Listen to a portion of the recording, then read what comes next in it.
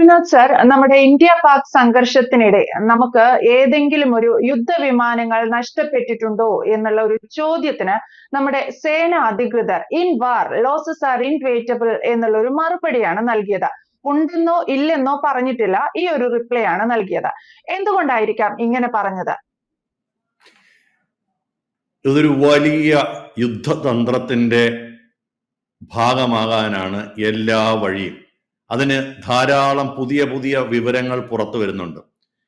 ഒരു പക്ഷേ ഇത് രണ്ടാമത്തെ ദിവസം, അതായത് രണ്ടാമത്തെ ദിവസത്തെ നമ്മുടെ പ്രസ് ബ്രീഫിങ്ങിൽ നമ്മുടെ എയർ മാർഷൽ AK ഭാർത്തി, അദ്ദേഹം director general of air operations ആണ്, DGAO. നമുക്കറിയാം 3 director general of army, director general of military operation, director general of air force operation, director general of naval operation. ഈ 3 DGMO ലെവലിലുള്ള ആളുകൾ ചേർന്നാണ് ആ പത്രസമ്മേളനം നടത്തിയത്. നമ്മുടെ തുടക്കത്തിലെ 2 വനിതാ ഉദ്യോഗസ്ഥർ നടത്തിയ കാര്യമല്ല പറയണം, സീരിയസ് ആയിട്ടുള്ള മിലിറ്ററി ഓപ്പറേഷൻസിനെ പറ്റിയുള്ള ബ്രീഫിംഗ് നടന്നത് അവസാനമാണ്. അതിനകത്ത് ഏറ്റവും രണ്ടാമത്തെ ദിവസമാണെന്നാണ് തോന്നുന്നത്, അതോ ആദ്യത്തെ ദിവസം, ഏറ്റവും അവസാനം ഒരു പത്രപ്രവർത്തകൻ ഒരു ചോദ്യം ചോദിച്ചു. ഇന്ത്യക്ക് വിമാനങ്ങൾ, ഫൈറ്റർ വിമാനങ്ങൾ നഷ്ടപ്പെട്ടിട്ടുണ്ടോ? വിദേശ മാധ്യമങ്ങളിലൊക്കെ 5, 8 ഇങ്ങനെ പല കണക്കുകളും കേൾക്കുന്നു. എന്താണ് അതിന്റെ സത്യാവസ്ഥ എന്ന് ചോദിച്ചപ്പോൾ അന്ന് ഈ എയർ മാർഷൽ AK ഭാർത്തി പറഞ്ഞ വളരെ തന്ത്രപരമായ ഒരു മറുപടിയുണ്ട്. Losses are part of combat എന്ന് വെച്ച് കഴിഞ്ഞാൽ യുദ്ധത്തിൽ നഷ്ടങ്ങൾ ഉണ്ടാകുക സ്വാഭാവികമാണ്. You should be thinking whether we have achieve the original mission intended. നിങ്ങൾ ഇപ്പൊ നോക്കേണ്ടത് ഞങ്ങളെ ഏൽപ്പിച്ച ദൗത്യം, നമ്മൾ ഉദ്ദേശിച്ച ദൗത്യം കൃത്യമായി ചെയ്തിട്ടുണ്ടോ എന്നുള്ളതാണ്. അത് മാത്രമേ ഇപ്പൊ പരിഗണിക്കാവൂ. അദ്ദേഹം വിമാനങ്ങൾ നഷ്ടപ്പെട്ടിട്ടുണ്ടെന്നും പറഞ്ഞില്ല, എത്ര എണ്ണം നഷ്ടപ്പെട്ടെന്ന് പറഞ്ഞില്ല, ഒന്നും പറഞ്ഞില്ല. നഷ്ടങ്ങൾ സ്വാഭാവികമാണ്. ഇത് ആളുകളെ, പക്ഷെ അദ്ദേഹം ഒരു കാര്യം കൂടെ വളരെ പെട്ടെന്ന് തന്നെ കൂട്ടിച്ചേർത്ത് പറഞ്ഞു, ആളുകൾക്ക് കൺഫ്യൂഷൻ വരാതിരിക്കാൻ. All our pilots are back home safely. നമ്മുടെ എല്ലാ പൈലറ്റുമാരും തിരിച്ച് വീട്ടിലെത്തിയിട്ടുണ്ട് എന്ന് പറഞ്ഞു. അപ്പൊ അതിന്റെ അർത്ഥം എന്താണ്? നമ്മൾ എയർക്രാഫ്റ്റ് നഷ്ടപ്പെട്ടെന്നും പറഞ്ഞില്ല, നഷ്ടപ്പെട്ടില്ലെന്നും പറഞ്ഞില്ല. ഇത് നമ്മുടെ പത്രക്കാരെ മാത്രമല്ല, അത് കണ്ടുകൊണ്ടിരുന്ന എല്ലാവരുടെയും മനസ്സിൽ എന്തേ ഇദ്ദേഹം പറയുന്നത്? അപ്പൊ ഇത് പിന്നെ ഫൈറ്റർ പ്ലെയിനുകളൊന്നും നഷ്ടപ്പെട്ടില്ലെങ്കിൽ നഷ്ടപ്പെട്ടില്ല എന്ന് എന്തുകൊണ്ട് പറഞ്ഞുകൂടാ? അപ്പോ നമുക്ക് അദ്ദേഹം ജീവനുകൾ നഷ്ടപ്പെട്ടില്ല എന്ന് മാത്രം പറഞ്ഞു. അത് ആളുകൾക്ക് ഒരു സമാശ്വാസമായി. ഇപ്പൊ പുറത്തു വരുന്ന ഏറ്റവും ഞെട്ടിക്കുന്ന ഒരു യുദ്ധതന്ത്രത്തിന്റെ കഥയാണ്. നമ്മുടെ ഇന്ത്യൻ എയർഫോഴ്സ് ഈ നമ്മുടെ മെയിൻ ആക്രമണത്തിന് മുൻപായി സുഖോയ് 30യുടെയും മിറാഷ് 2000ന്റെയും ഡമ്മി എയർക്രാഫ്റ്റുകൾ ഉണ്ടാക്കി പൈലറ്റുകളില്ലാതെ ഡമ്മി എയർക്രാഫ്റ്റുകൾ ലോഞ്ച് ചെയ്തു എന്നുള്ളതാണ്, പാകിസ്ഥാനെ കൺഫ്യൂസ് ചെയ്യിക്കാൻ വേണ്ടി. അപ്പൊ ഈ നമ്മുടെ യഥാർത്ഥ ആക്രമണം നടക്കുന്നതിന് മുൻപ് ആദ്യം പുറപ്പെട്ടത് ഈ ഡമ്മി സുഖോയും ഡമ്മി മിറാഷുമാണ്, ആളുകളില്ലാത്ത. ഇതെന്തായിരുന്നു അതിന്റെ ഉദ്ദേശം എന്നുള്ളതാണ് ഞെട്ടിക്കുന്നത്. ഒന്ന്, ഇത് പൊങ്ങിയാൽ തന്നെ നമുക്ക് എനിമി റഡാറുകൾ പിടിക്കുമല്ലോ. അപ്പോ ഈ എനിമി റഡാറുകളെ കൺഫ്യൂസ് ചെയ്യിക്കാനാണ് ഇത് ചെയ്തത്. മാത്രമല്ല, അപ്പൊ ഈ ഒരിക്കൽ അത് കണ്ടു കഴിഞ്ഞു കഴിഞ്ഞാൽ ഈ പ്രിമച്ചുറായിട്ട് അവരുടെ മിസൈലുകൾ ഓട്ടോമാറ്റിക് ആയിട്ട് ഫയർ ആവും. അത് മനുഷ്യൻ നിയന്ത്രിക്കുന്നല്ല. അവർ ഐഡന്റിഫൈ ചെയ്ത് കഴിഞ്ഞാൽ അങ്ങനെ ഒരു സുഖോയ് വരുന്നു കണ്ടെന്ന് പറഞ്ഞാൽ ഒരു F-16 ഇവിടുന്ന് വരുന്നത് പോലെ തോന്നിക്കഴിഞ്ഞാൽ അവർ ഫയർ ചെയ്യൂല. നേരെ മറിച്ച് ഒരു സുഖോയ് ഇന്ത്യക്ക് ഉണ്ടെന്നറിയാം. സുഖോയ് വരുന്നത് കണ്ടാൽ, ഒരു മിറാഷ് 2000 വരുന്നത് കണ്ടാൽ അവർ ഓട്ടോമാറ്റിക് ആയിട്ട് അത് ഫയർ ചെയ്യും.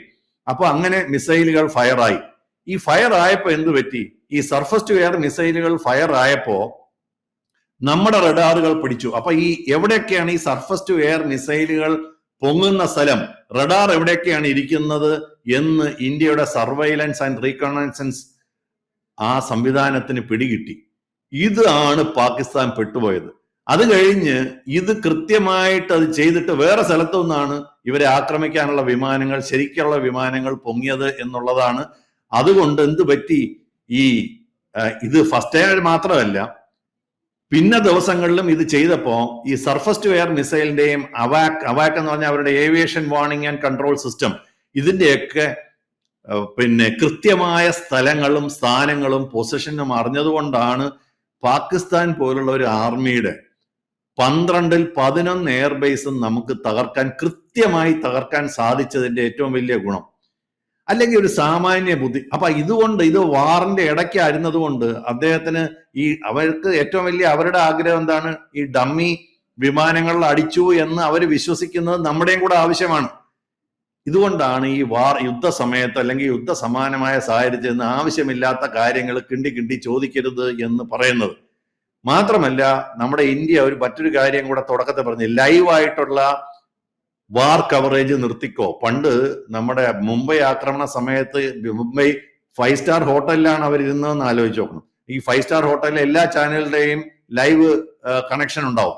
ഈ കൃത്യമായിട്ട് നമ്മുടെ മീഡിയ കാര്യങ്ങൾ പറയുന്നത് കേട്ടാണ് അവരകത്തിരുന്നവർ കൃത്യമായിട്ട് കാര്യങ്ങൾ മനസ്സിലാക്കിയത്. അതുകൊണ്ട് ഇപ്രാവശ്യം കൃത്യമായിട്ട് ഉള്ള വളരെ ക്ലിയർ കട്ട് ഇൻസ്ട്രക്ഷനാണ്. റിയൽ ടൈമിൽ ഇവിടെ നമ്മുടെ ആളുകൾ പറയുന്നുണ്ട് റിയൽ ടൈം ആണെന്ന് പറഞ്ഞാലും റിയൽ ടൈം ആയിട്ട് ഒരു വാറിന്റെ ഒരു വിവരങ്ങളും പുറത്തു വിടരുതെന്ന് കൃത്യമായി സേന നിർദ്ദേശിച്ചിട്ടുണ്ടായിരുന്നു. അപ്പൊ അപ്പം ഇത് നമ്മൾ പറയുന്നു ഞങ്ങളുടെ ഒന്നും നഷ്ടപ്പെട്ടിട്ടില്ല എന്ന് പറയുമ്പോ അത് ആ സർപ്രൈസ് എലിമെന്റ് ഇത് ഡീകോയ് ആണെന്നുള്ള കാര്യം ബോധ്യപ്പെടുമല്ലോ. അപ്പൊ അതാണ് അത് അദ്ദേഹം പറയാതിരുന്നത്. അതായത് പാകിസ്ഥാന്റെ മനസ്സിൽ നമ്മളെ അവർ ആക്രമിച്ച് നമ്മുടെ പ്ലെയിൻ നഷ്ടപ്പെടുത്തി എന്ന് അവർ വിചാരിക്കേണ്ടത് വളരെ പ്രസക്തമായിരുന്നു. അത് നമുക്ക് ഓപ്പൺ ആയിട്ട് ഒരു പത്രസമ്മേളനത്തിൽ വിളിച്ചു ചോദിക്കുമ്പോൾ പറയാൻ പറ്റുമോ? അത് പറയാൻ പറ്റൂല എന്നുള്ളതാണ് ഏറ്റവും വലിയ ഞെട്ടിക്കുന്ന ഇതുവരെ ലോകത്ത് ആരും ചെയ്യാത്തൊരു പരിപാടിയാണ് ഫൈറ്റർ പ്ലെയിനിന്റെ ഡീകോയ് അടിക്കുക എന്ന് പറഞ്ഞത്. ഇതാണ് യഥാർത്ഥ യുദ്ധം, തന്ത്രപരമായ യുദ്ധം. അതുകൊണ്ട് എന്താണ് നമുക്കതുകൊണ്ട് ഒരുപാട് ഗുണങ്ങളുണ്ട്. അവന്മാരെ കൺഫ്യൂസ് ചെയ്യാൻ പറ്റി, മിസൈലുകളൊക്കെ നേരത്തെ ഫയറായി. അപ്പോ ഈ ലോസസ് ആർ ഇന്നെവിറ്റബിൾ എന്ന് അദ്ദേഹം പറഞ്ഞത് വളരെ തന്ത്രപരമാണ്. ഈ ചോദ്യം ചോദിച്ച ആള് തന്നെ അവരുടെ ആളായിരുന്നു എന്ന് ഇപ്പൊ എനിക്ക് സംശയമുണ്ട്. അതായത് സേന കൃത്യമായിട്ട് വെച്ചിരുന്ന ആളായിരുന്നു എന്ന് സംശയമുണ്ട്. കാരണം അത് അങ്ങനെ പറയേണ്ടി വരിക എന്നുള്ളതാണല്ലോ. അത് പാകിസ്ഥാൻ ഇന്റലിജൻസിനെ മിസ്ലീഡ് ചെയ്യാൻ വേണ്ടിയായിരുന്നു. ഓഫ്കോഴ്സ് അത് കേട്ടിട്ട് പാകിസ്ഥാൻ കേട്ടിട്ട് ധാരാളം വിദേശ മീഡിയകളും അത് ഏറ്റുപാടി എന്നുള്ളതാണ് ഫസ്റ്റ് ഡേയിൽ. നമ്മളൊക്കെ ഇത് രഹസ്യമായിട്ട് പല കാര്യങ്ങളും പലരും പറയുന്നത് നമ്മൾ കേട്ടിരുന്നു. പക്ഷെ ഇന്നത്തെ കാലത്ത് നമുക്കറിയാം പാകിസ്ഥാനിലെ നശിപ്പിച്ച കെട്ടിടങ്ങളുടെയും ബങ്കറുകളുടെയും ഹാങ്ങറുകളുടെയൊക്കെ കൃത്യമായ ക്ലിയർ കട്ട് വീഡിയോ ഇന്ന് പുറത്തു വരുന്നുണ്ട്. കാരണം ഇത് മിലിറ്ററി പുറത്തു വിടുന്നതല്ല, ഇതിന് ധാരാളം സംവിധാനങ്ങൾ ഇന്ന് നിലവിലുണ്ട്. പ്രൈവറ്റ് ഈ പൈൻ ലാബ് എന്നൊക്കെ പറഞ്ഞിട്ടുള്ള ധാരാളം സംവിധാനങ്ങളുണ്ട്. അവർക്ക് ഇന്ത്യയുടെ ഭാഗത്താണ് ഇന്ത്യയുടെ ഭാഗത്ത്, പാകിസ്ഥാന്റെ ഭാഗത്താണ് പാകിസ്ഥാന്റെ ഭാഗത്ത് വീണ് കിടക്കുന്ന ഒരു ഇന്ത്യൻ ഫൈറ്റർ പ്ലെയിനിന്റെ ചിത്രം എടുക്കാൻ ഇത്ര പ്രയാസമാണെന്ന് വിചാരിക്കുന്നുണ്ടോ? താഴെ നിൽക്കുന്ന ആളിനെ പോലും കണ്ടുപിടിക്കാൻ പറ്റുന്ന സ്ഥലത്ത് ഒരു വിമാനം വീണ് തീപിടിക്കുമ്പോ നമ്മുടെ ഒരു പൈലറ്റ് പോലും രക്ഷപ്പെട്ടിട്ടില്ലെന്നാണ്. അപ്പൊ ഇതെല്ലാം തന്ത്രപരമായ സൈക്കോളജിക്കൽ വാർഫെയർ ആണ് എന്നുള്ളതാണ് ഏറ്റവും പ്രധാനം. അപ്പൊ അതുകൊണ്ട് അദ്ദേഹത്തിന് എനിക്ക് സത്യം പറഞ്ഞാൽ സങ്കടം തോന്നി.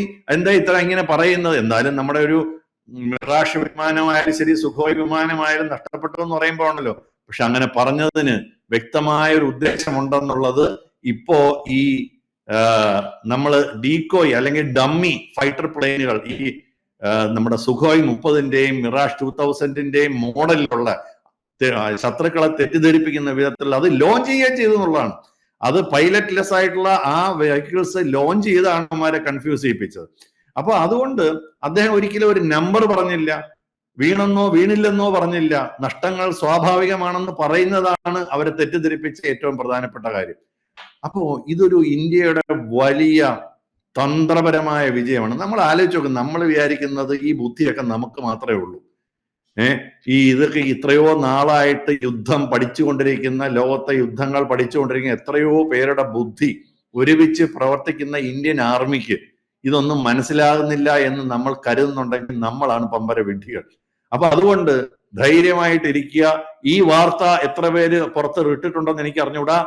നിങ്ങൾ തന്നെ dummy aircraft have they been used by Indian military against Pakistan എന്ന് നോക്കിയാൽ ഈ വിവരങ്ങളൊക്കെ ഇപ്പോൾ ലഭ്യമായി തുടങ്ങിയിട്ടുണ്ട്. കഴിഞ്ഞ ഏതാനും ഒരു 24 മണിക്കൂർ, ഒരു 48 മണിക്കൂറിനകത്ത് ഇതിനെ രണ്ടും കോർബറേറ്റ് ചെയ്യുമ്പോഴാണ് എന്തുകൊണ്ടാണ് ഭാരതി, നമ്മുടെ director general of air force operations എന്തുകൊണ്ടാണ് നഷ്ടങ്ങൾ സ്വാഭാവികം? നിങ്ങൾ ഉദ്ദേശിച്ച കാര്യം നടത്തി തന്നാൽ പോരെ, അത് നടത്തിയിട്ടുണ്ട്. നമ്മുടെ ഒരു പൈലറ്റും നഷ്ടപ്പെട്ടിട്ടില്ല. ഇത് ബോധപൂർവം പാകിസ്ഥാനെ വീണ്ടും പറ്റിക്കാൻ വേണ്ടി ചെയ്ത ഒരു തന്ത്രമായിട്ടാണ് ഞാൻ വിചാരിക്കുന്നത്. ഈ വിവരങ്ങളൊക്കെ ഈ ചിന്തകളൊക്കെ നിങ്ങളുടെ യുക്തിക്ക് വിടുന്നു. ഇതൊന്നും ഒരു കൺഫർമേഷനും ആരും ഒരിക്കലും പറയാൻ പോണില്ല. എന്തുകൊണ്ടായിരിക്കാം അദ്ദേഹം പറഞ്ഞത്? നമ്മുടെ ഒരു പ്ലെയിൻ പോലും വിട്ടിട്ട് we have not lost any assets എന്ന് പറഞ്ഞ് നിങ്ങൾ പ്രസ് ഇൻഫർമേഷൻ ബ്യൂറോയുടെ 14-ാം തീയതിയുള്ള ഒരു ഇതുണ്ട്, ഏതൊക്കെ വിമാനങ്ങൾ ഏതൊക്കെ മിസൈലുകൾ ഉപയോഗിച്ചു എന്നുള്ളതിന്റെ ഒക്കെ ഫുൾ ഡീറ്റെയിൽസ് നമ്മുടെ പ്രസ് ഇൻഫർമേഷൻ ബ്യൂറോയുടെ സൈറ്റിൽ പോയി കഴിഞ്ഞാൽ 14-ാം തീയതി ആണെന്നാണ് എന്റെ ഓർമ്മ. ഞാൻ ആ ലിങ്ക് ഫേസ്ബുക്കിൽ പോസ്റ്റ് ചെയ്യാം, അതിനകത്തുണ്ടാവും. അതിനകത്ത് വ്യക്തമായി എഴുതിയിട്ടുണ്ട്, India has not lost any assets. Assets എന്ന് ഉദ്ദേശിക്കുന്ന സാധാരണ ഇത്തരം ഉപകരണങ്ങളെയാണ്, യുദ്ധ ഉപകരണങ്ങളാണ്, പ്ലെയിൻ പോലുള്ള വലിയ ഉപകരണങ്ങളെയാണ്. ചുരുക്കം പറഞ്ഞാൽ ഒരു അസാമാന്യമായ വിജയമാണ് ഈ ത്രിദിന യുദ്ധത്തിൽ ഇന്ത്യ പാകിസ്ഥാന് മേൽ നേടിയത്. നമ്മൾ വിചാരിച്ചതുപോലൊന്നുമല്ല കാര്യങ്ങൾ. ഇനിയും ഇത്തരം ഒരിക്കലും പ്രതീക്ഷിക്കാത്ത കാര്യങ്ങൾ ഇന്ത്യയുടെ ആർമിയിൽ നിന്നും, അതായത് നേവിയിൽ നിന്നും എയർഫോഴ്സിൽ നിന്നും നമുക്ക് പ്രതീക്ഷിക്കാം. ഇതൊരു വലിയ സന്തോഷം തരുന്ന ഒരു വാർത്ത അല്ലെങ്കിൽ ഒരു സങ്കല്പമാണ്, വിചാരമാണ് എന്നാണ് വ്യക്തിപരമായി ഞാൻ കരുതുന്നു. നീതു. Okay sir. എന്തായാലും ഇന്ത്യയുടെ ഒരു പുതിയ തന്ത്രം എന്ന് വേണം വിനോദ് സാറിന്റെ ഒരു നിരീക്ഷണത്തിൽ എന്തുകൊണ്ട് യുദ്ധവിമാനങ്ങൾ നഷ്ടപ്പെട്ടു എന്നുള്ള ചോദ്യത്തിന് ഇന്ത്യയുടെ സാറി പറഞ്ഞതുപോലെ ഭാരതി ഉത്തരം പറഞ്ഞതിന്റെ ഒരു കാരണം എന്ന് വേണം കരുതാൻ. എന്തായാലും ഇതൊരു എവിടെയെങ്കിലും ഇത്തരം ഒരു വാർത്ത സ്ഥിരീകരിച്ചിട്ടുണ്ടോ എന്ന് ചോദിച്ചാൽ ഇല്ല. പക്ഷേ ആകെ മൊത്തം ഇന്ത്യ പാക് സംഘർഷത്തിനിടെ ഇന്ത്യയുടെ സേനകൾ എടുത്ത പല നിലപാടുകളും കൂട്ടി വായിക്കുമ്പോൾ ഇതെല്ലാം മീഡിയയിലൂടെ പുറത്തു വരാതിരിക്കാൻ പാകിസ്ഥാനെ കബളിപ്പിക്കാൻ എടുത്ത ചില മാർഗങ്ങൾ, ചില യുദ്ധതന്ത്രങ്ങൾ, വിനോദ് സാറിന്റെ തന്നെ ഭാഷയിൽ പറഞ്ഞാൽ ചില യുദ്ധതന്ത്രങ്ങൾ എന്ന് വേണം കരുതാൻ. വ്യക്തമാണ്. Thank you sir. കൂടുതൽ വാർത്തകളും വിശേഷങ്ങളും നിങ്ങളിലേക്ക് എത്താൻ ABC മലയാളം സബ്സ്ക്രൈബ് ചെയ്യുക, ബെൽ ബട്ടണും അമർത്തുക.